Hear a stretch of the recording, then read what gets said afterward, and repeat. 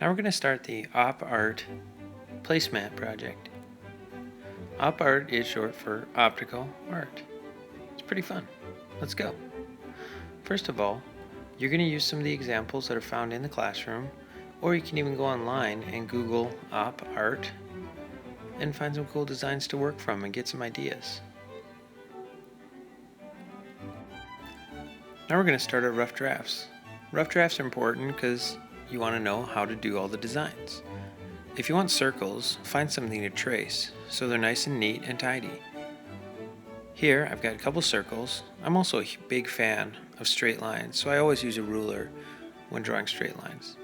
I'm taking the circles, dividing them up into an even number of sections, and since it's my rough draft, I'm just coloring in pretty quickly the areas that I know I want to color. Let's add another circle in the middle there to make it a little more dynamic. Now I'm going to the next layer in and coloring the opposite shapes. Final layer in, opposite shapes. Creates a cool little target with a checkerboard effect.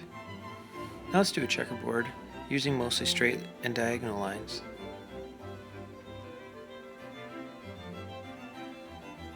Once again, using a ruler is important if you want things to be neat and tidy. Here I'm doing a letter C. Since I have straight lines and then the letter C has curved lines, this design should work out and be pretty cool. One thing I'd advise is if you were using a letter that has straight lines like a W or an N or an M, maybe you'd want to use curved lines for your checkerboard. But if you're using a letter that has curving lines like the letter C, then you can use straight lines for your checkerboard. Just a thought. Once again, it is the rough draft, so I'm working out all the kinks, making sure that I know what I'm doing, and I like how the design looks. Because if I don't like it, I don't want to use it on my final project. There, that one kind of cool. Let's try something else. This one, I'm going to use some straight lines, and then rather than having kind of even lines, I'm going to make them kind of wavy and go out, in, out, in, out, in. Now I'm going to go a little bit bigger, same thing. Arcing inward, outward, inward, and outward. I'm going to do one more layer. Arcing inward, arcing out, arcing in, out, so on and so forth. Then I'm going to use a colored Sharpie and just color every other section.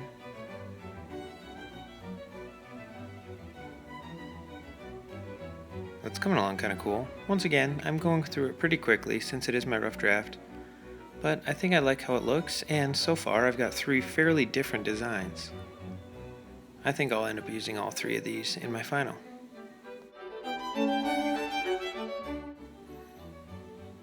Yeah, that looks kind of cool.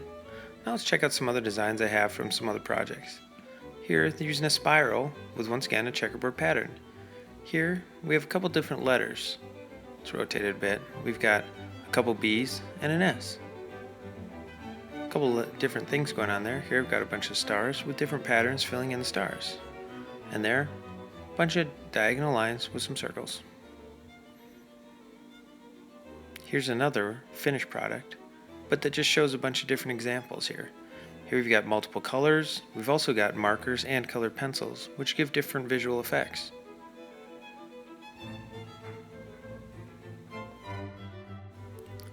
The learning targets for this project are pretty clear.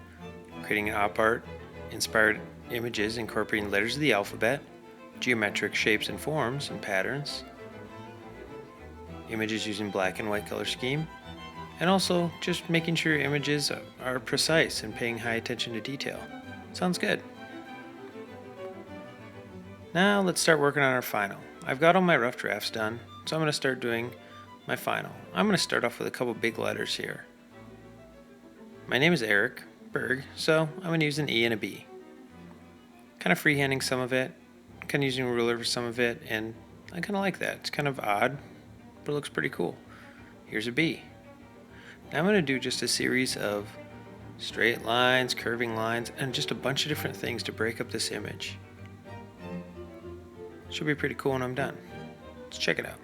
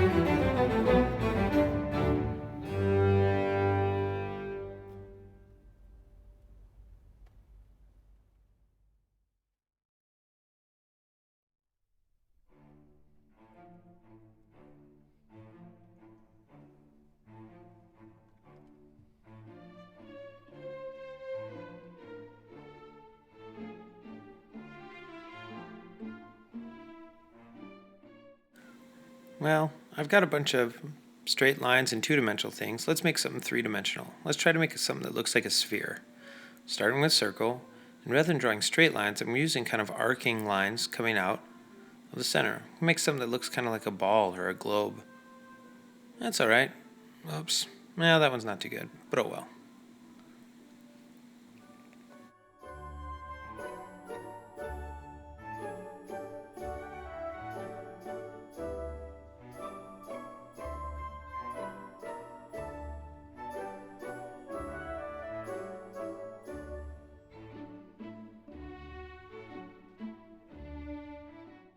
Here I'm doing some random lines just to add some different patterns in there and break things up.